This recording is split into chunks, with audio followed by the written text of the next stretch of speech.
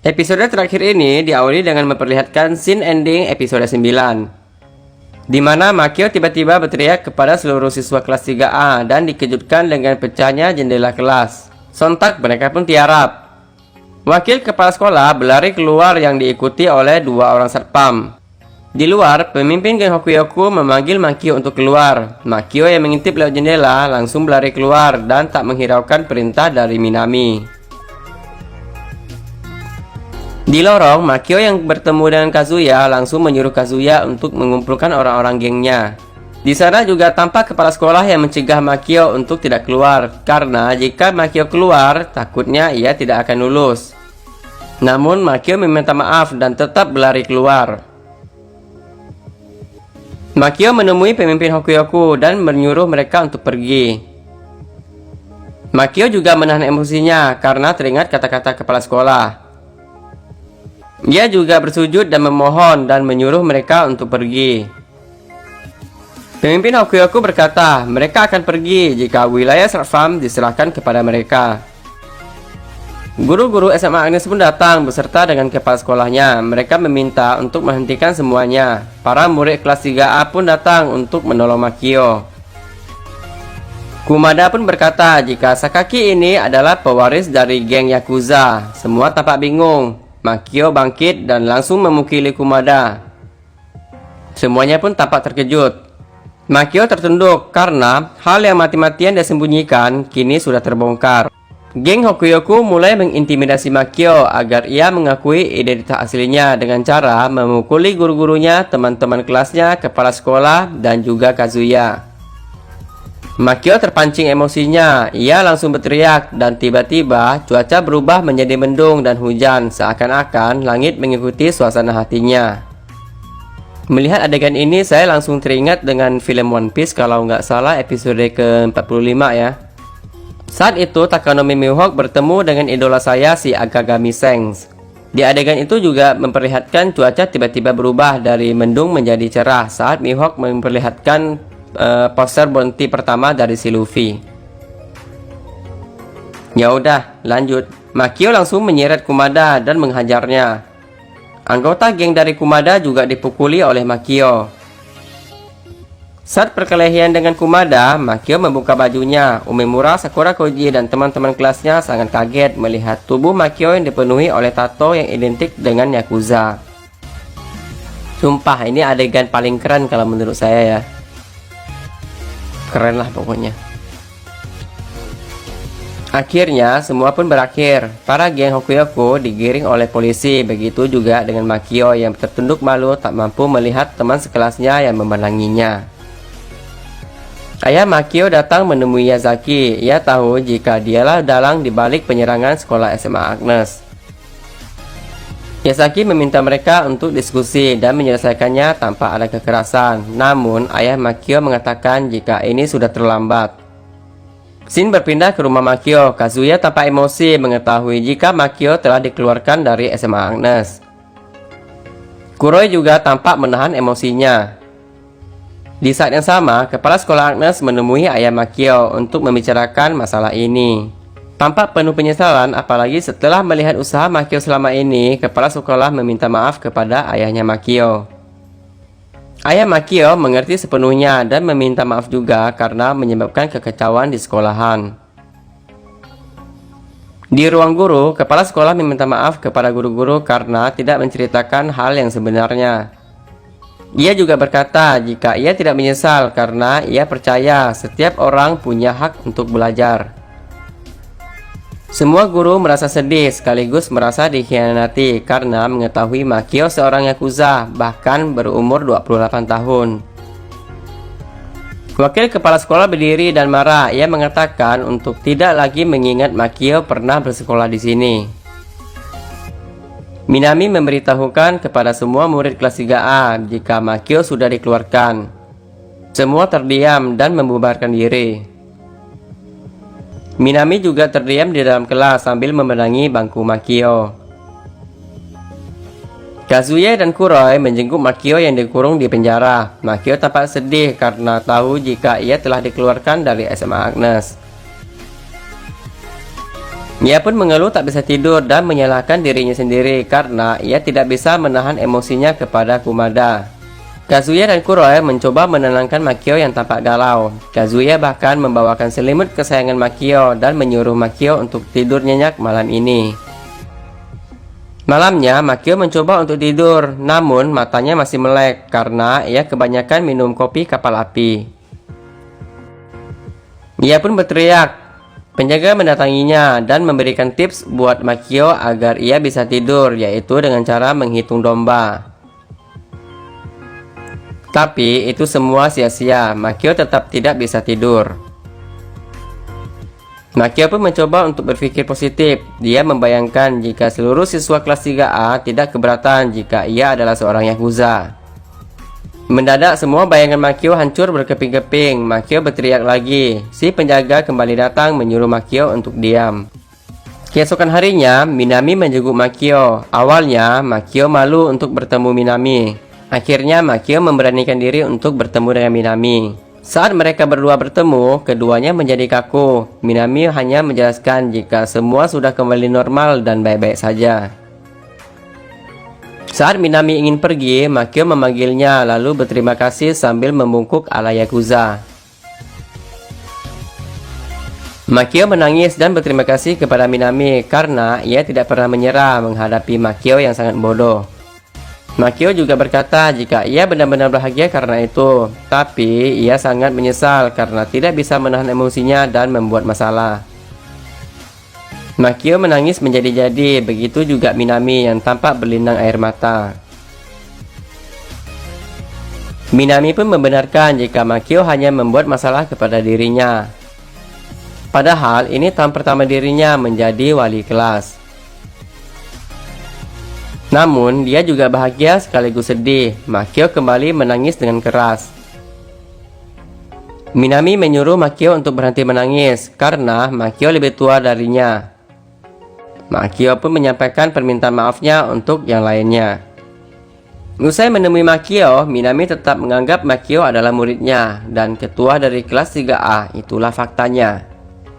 Malamnya, Makio menangis lagi sambil memandangi foto dirinya bersama anak-anak kelas 3A. Tak lama kemudian, ia pun tertidur lelap. Keesokan harinya, Makio keluar dari penjara. Setelah ia menghirup udara segar, ia langsung cari rokok biji like-nya. Anak buahnya yang ikut menyambutnya menangis terharu melihat Makio telah keluar dari penjara. Ayah Makio memberitahukan kepada Makio jika kemungkinan kedua kelompok akan berperang besar dan meminta Makio untuk menjauhi urusan geng untuk sementara waktu. Makio melamun dan menyadari jika dia sedikit muak saat di penjara, namun ia juga menyadari jika dirinya memang seorang Yakuza.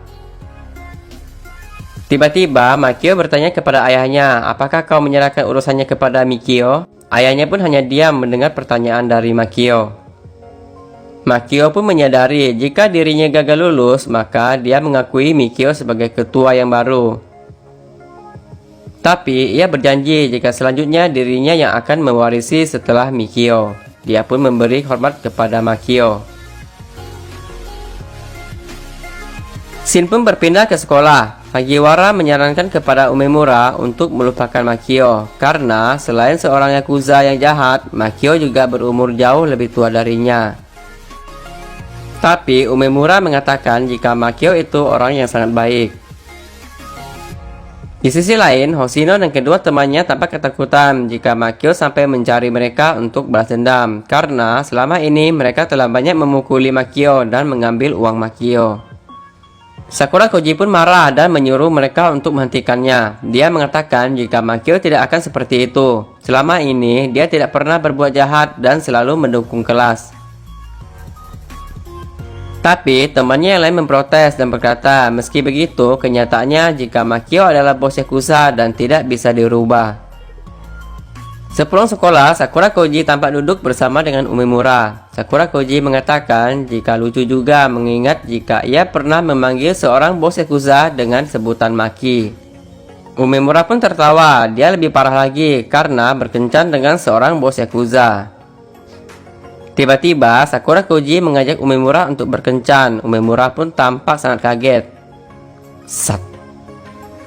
Di rumah Makio, anggota geng tampak memasukkan seragam sekolah, tas, dan buku milik Makio ke dalam kardus dan menempelnya dengan kata sampah di atas kardusnya. Ketika Makio dan anggota lainnya hendak membuangnya, Sakura Koji dan Umemura datang dan membuat Makio kaget. Makio memandang keduanya dan tidak menyadari jika kakinya telah tertimpa oleh kardus. Kazuya mengompres kaki Makio. Mendadak, Makio merasa sakit dan berteriak kepada Kazuya, dan keluarlah sifat asli Makio. Sakura Koji dan Umemura tampak sangat ketakutan melihatnya. Tiba-tiba, Mikio datang dan menyambut keduanya. Bahkan, ia senang mengetahui jika Sakura Koji telah diterima di universitas yang sama dengan dirinya. Saat Kazuya emosi dengan perkataan Sakura Koji, Makio kembali mencengkram dan berteriak kepada Kazuya. Makio pun tersadar jika dia lagi-lagi keceplosan di depan Umemura dan Sakura Koji. Saat Makio marah kembali kepada anggotanya, Sakura Koji mengatakan jika mereka adalah orang luar, jadi dia sebaiknya tidak melihat hal-hal seperti memotong jari, menenggelamkan orang, atau kekerasan lainnya. Mikio tertawa dan mengatakan jika mereka tidak melakukan hal-hal seperti itu, sehingga Sakura Koji sedikit tenang. Saat ini Sakura Koji sudah tahu jika Kazuya itu adalah bawahan Makio, bukan adiknya, dan jika guru privatnya Makio ternyata adalah Mikio, adiknya dari Makio. Makio pun mengajak mereka untuk keluar. Sakura Koji, Makio, dan Umemura kemudian berjalan di taman.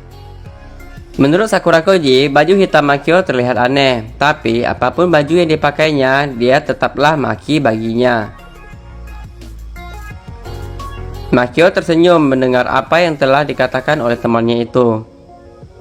Umemura mengingatkan jika besok adalah hari kelulusan, jadi dia berharap Makio bisa datang ke sekolahan. Makio mengatakan jika dia tidak bisa karena dunia mereka berbeda. Tapi meski begitu, Makio mengucapkan selamat kepada semua teman-temannya atas kelulusannya. Hari kelulusan pun tiba. Semua murid telah menerima tanda kelulusan dari kepala sekolah. Di kelas, Minami mengucapkan selamat dan salam perpisahan kepada muridnya. Minami juga membacakan jurnal yang ditulis oleh Makio tentang kejadian sedih dan menyenangkan yang dia alami di sekolahan dan di kelas 3A. Jurnal itu diberikan Makio kepada Minami sebelum dia ketahuan jika ia adalah seorang yakuza.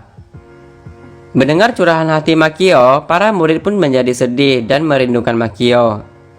Sakura Koji dan Hoshino kemudian mencari Makio di game dindong karena Makio pasti ke sana jika lagi sedih. Dan benar saja di sana mereka bertemu Makio tengah main game dengan ditemani oleh beberapa anggota gengnya. Mereka pun kemudian mengajak Makio untuk ke sekolah. Awalnya Makio tidak mau, tapi karena Sakura Koji memaksa, maka ia pun akhirnya mau. Di pintu gerbang, para guru dan murid-murid lain menyambut Makio dengan sorak-sorai. Makio terus saja berlari, langkahnya melambat saat melihat teman-teman kelas 3A menyambut dirinya beserta Minami. Mereka berkumpul di kantin sekolah. Pertama, Makio meminta maaf karena telah mengacaukan semuanya. Tiba-tiba, Kazuya muncul dan membawakan seragam Makio. Ia pun membantu Makio untuk memakai seragamnya. Sakura Koji menyematkan bunga tanda kelulusan. Makio pun heran. Minami maju dan berhadapan dengan Makio. Minami berpidato jika Makio tidak lulus. Namun, sebagai ketua kelas 3A dan ketua kelas kami, kau sudah lakukan yang terbaik, ucap Minami. Makio pun terharu bahagia. Anak-anak kelas 3A mengungkapkan rasa terima kasih kepada Makio atas apa yang sudah dilakukan kepada mereka. Makio dengan lancarnya membalas panggilan nama-nama teman-temannya. Bahkan Hoshino pun menangis. Dan hadiah terakhir untuk Minami dari mereka adalah diangkat ramai-ramai. Semuanya pun tertawa bahagia. Hari telah berlalu. Makio telah menjadi ketua dari geng Kantau Sarfang. Mendadak dirinya terganggu akan sebuah pikiran saat menjalani pertemuan pertamanya. Makio menatap mata ayahnya seakan meminta restu. Dan anak-anak mantan kelas 3A kini menjalani masing-masing kehidupannya. Begitu juga Sakura Koji dan Umemura yang melanjutkan ke universitas pilihan mereka. Sedangkan Minami telah menjadi wakil kelas 1A. Kazuya yang terinspirasi akan Makio, dia pun dengan semangat 45 mulai belajar. Kazuya pun bertanya kepada Kuroi sebenarnya untuk apa orang belajar.